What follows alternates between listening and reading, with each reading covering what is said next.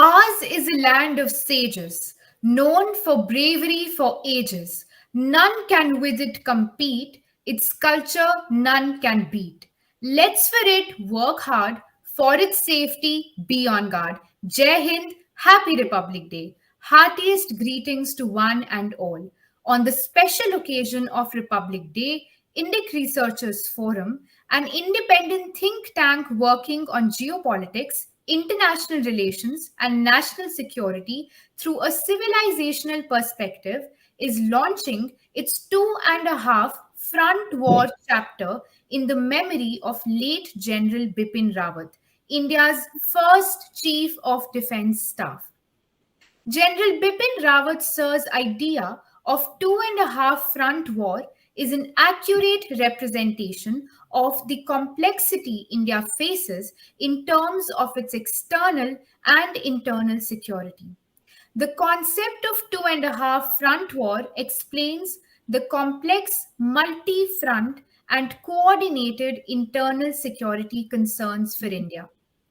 I am Priyanka Bhalla, a research associate at the forum. Today, on behalf of the Indic Researchers Forum, I'm extremely grateful to welcome our speaker for the day, Major General Rajan Kochhar, sir. Major General Rajan Kochhar, VSM, PhD, retired, is a former MGAOC Central Command. He has commanded key logistics units of the Indian Army, such as Commandant of a Central Ordnance Depot and Divisional Ordnance Units of an Infantry and Rapid Divisions. He has done active service in operational areas of Jammu and Kashmir and the Northeast. He is also an advisory board member at the Indic Researchers Forum. He holds a doctorate in emotional intelligence and is a certified NLP practitioner coach and a reputed expert on military logistics and supply chain management. His book, Breaking the Chinese Myth, has been a bestseller on Amazon. He is a recipient of the Vishisht Seva Medal awarded by the President of India. He has also been awarded the Army Commander's Commendation twice. Now, I would like to pass on the floor to Rajan Kochhar sir to deliver the Republic Day address and to launch our 2.5 Front War chapter series. Thank you very much, Priyanka, for the wonderful introduction you have given. I don't deserve all that what you have spoken, as a matter of fact. And I want to thank the Indic Researchers Forum, in particular, Yashas, the dynamic tornado of the forum. And today is a very momentous day in our history, 73rd anniversary of our Republic Day. And in the morning, all of us have seen a wonderful parade in which 16 contingents of March past were there. 8 were from the Indian Armed Forces, and they showcased the leadership, morale, and the training of the armed forces, as well as the CAPF and the paramilitary forces. It was a wonderful exhibition of the might of the country. We also witnessed a wonderful display of equipment. And for the first time, we had the theme in which the equipment which was used in the 65 and the 71 war was showcased along with the current equipment. You must be wondering why it has been done so. It was done so to show to the world where our army was in 1971 and where is the army today. It is to tell our adversaries on our borders, both the borders are active today, We are aware northern border is quite active. PLA is already there, well entrenched. And on the western border, the infiltration is going on. And every day we hear of encounters in Jammu and Kashmir. Pakistan has also tried to interfere in Punjab. Khalistan commando force is being reinforced according to the intelligence sources. So today we had the might of the equipment, the Agni missile, a missile which can go beyond 5,000 kilometers, and it can reach Beijing and all cities of China. Pakistan is, of course, a handshake away. So we saw all this.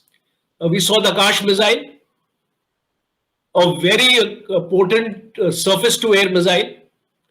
Then we saw the main battle tank, a 120 upgunned tank, which is comparable to the T-90 tank of the Russians. And let me tell you, a T-90 tank today is one of the best tanks in the world. But the Abrams of the United States are also no match to the T-90. Then we had a wonderful display of 75 aircrafts hovering in the sky with the precision in such a manner it was done that it showed the professionalism of the Indian Air Force. On display was the Rafale jets, the stealth fighter, 4.5 generation technology, instilling a fear in the minds of China and Pakistan, because the J-17 fighter of China, which is pitted against Rafale, is no match. And Pakistan has no fighter aircraft which can match the Rafale. Tejas is also in the line. An order of 83 aircrafts have already been placed by the government on Hindustan Aeronautics Limited. So you can see the endeavor of the government. Since 2014, the government took the onus to initiate defense reforms. Today, we have seen the corporatization of the Ordnance Factory Board. We have seen the foreign direct investments going up almost to 76%. We have seen a negative list of imports, 208 items which the government is going to manufacture indigenously in India. We have seen the defense corridors coming up in Tamil Nadu and Uttar Pradesh. We have also observed the assault rifle AK series, which is going to be manufactured in Amethi. And the entire transfer of technology is going to take place. Russia and Israel are two of our great friends and partners in nation building. Today, Israel is the third largest supplier as far as India is concerned. Whatever the defense industry of Israel produces, 40% is exported to India. So you can see the immense potential we have in Israel. Today in our Indian armed forces, the drones, the assault rifles, you saw the Republic Day. Today, the special forces were wearing the new uniform, and they were having the Tavor rifle with them. This Tavor rifle is an Israeli rifle. It has a range of 550 meters, and it is very light, and the length is also lesser. Easy to carry and easy to shoot. Today a message has gone to the world on Republic Day that India has arrived on the scene. Make in India and Atmanirbhar Bharat is progressing well, and I am sure in about 5 to 7 years' time, we will see important equipments being manufactured in the country.